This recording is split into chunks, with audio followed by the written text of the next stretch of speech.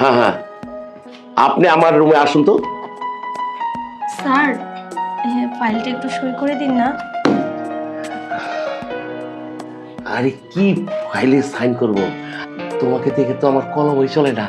হ্যাঁ, হ্যাঁ, কলম চলে না? তাহলে স্যার আপনি কাজ করেন কি করে সারাদিন? কাজ তো করি মনের আবেগে।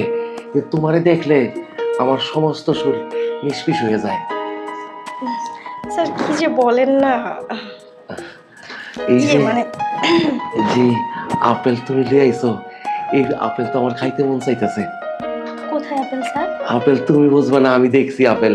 ও আচ্ছা ঠিক আছে স্যার, একটু ধরে দেখবো আপেলগুলি। কিন্তু স্যার আমি তো এখানে আপেল দেখতেই পাচ্ছি না। আরে তুমি দেখবো না, তোমার ওই দুই চোখ নাই, আমার দু চোখে আমি দেখতে পাচ্ছি তোমার আপেল খুব সুন্দর। ও আচ্ছা আচ্ছা। তুমি কি লাঞ্চ করছো?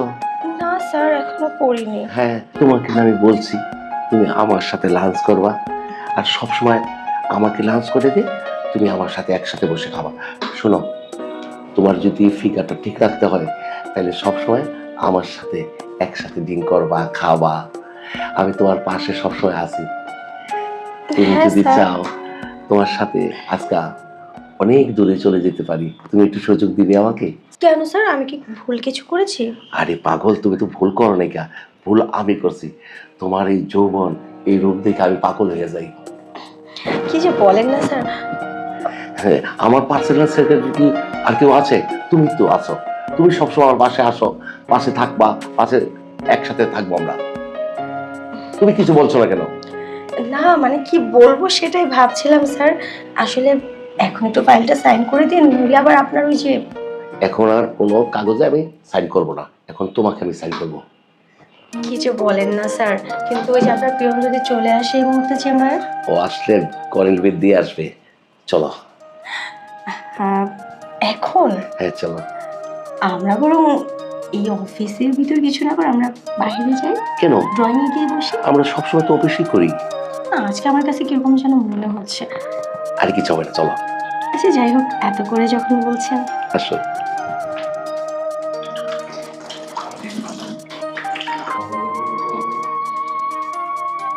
স্যার চাটা খায় নেন। কি ব্যাপার, এই সময় তুই এখানে কেন? হ্যাঁ স্যার, লাঞ্চের পরে প্রতিদিন আমি চা দিই, এটা আমার নিয়ম না। সে সময় তো আমি তো আসবোই। দেখতাছো তো একটা কাজ করতেছি, এর মধ্যে তুই ঢুকে গেছিস না?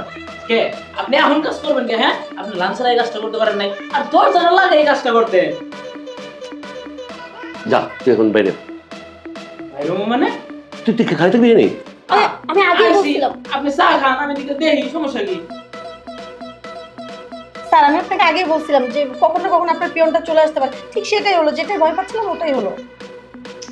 স্যার নেন, স্যার ঠান্ডা লাগে আগে আপনি খায় না। যা এখন বেরো। স্যার আমি বহি, সমস্যা কি? এই কাপটা নিয়ে যাবো না আবার? না, কাপ নেওয়া বলে তুই এখন চলে যা। স্যার আমি না আপনার পিওন, আমি তাকে সমস্যা লাগে টিস্যু তো আগায় দিলাম, এই কাপড় চোপড় পানি লাগে হেটাও আগায় দিলাম, ঘামটাম পয়সা দিই মনে।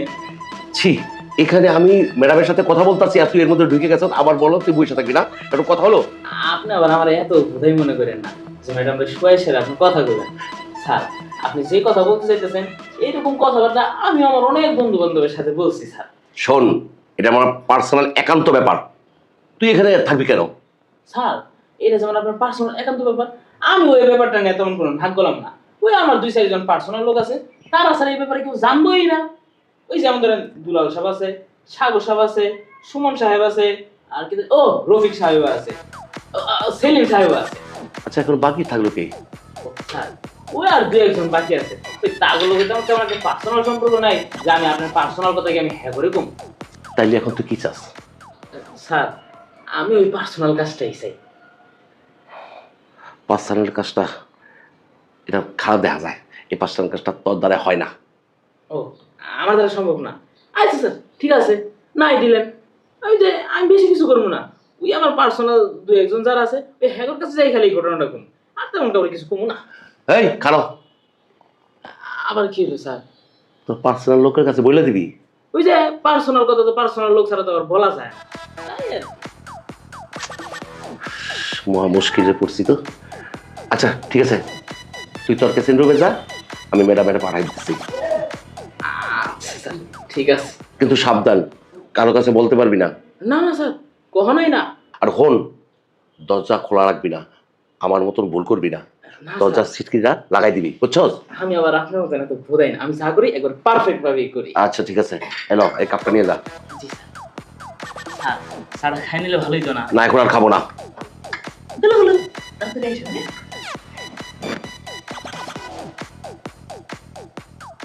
সব আপনার জন্য।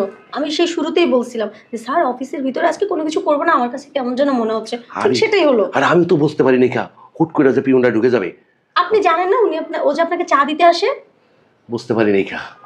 কি ঘটনাটা ঘটে গেল, ও যদি কেউ কাছে কইয়া দেয় মান সম্মান যাইব গা। কি আর ঘটলো, যা যাবে এখন তো আমারই যাবে, আপনার আর কি। যাই হোক স্যার, এখন আপনি আপনার কাজটা করেন তো। আরে রাখো, এখন আমি আবার কাজ করব।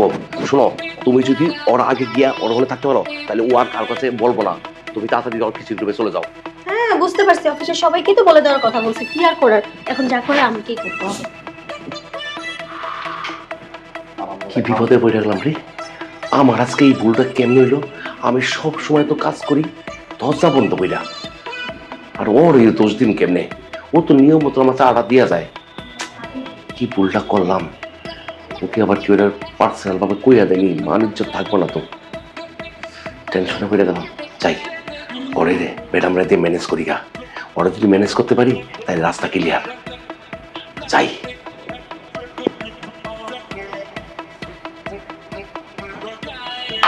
কি ব্যাপার, আপনি আইসা পড়ছেন?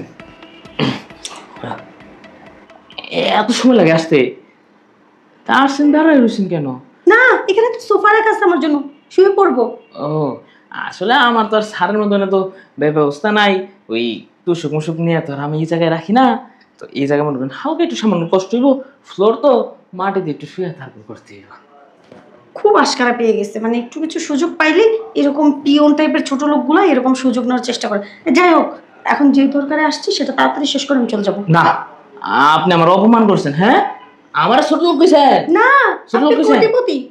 ঠিক আছে, আমি এখন যাইতাছি, আমার পার্সোনাল লোকের কাছে যাই কইতাছি। কি এর পার্সোনাল কথা কোন সারের লগে, এটাই যে আমি কইতাছি এখন। এক মিনিট, এক মিনিট, এক মিনিট।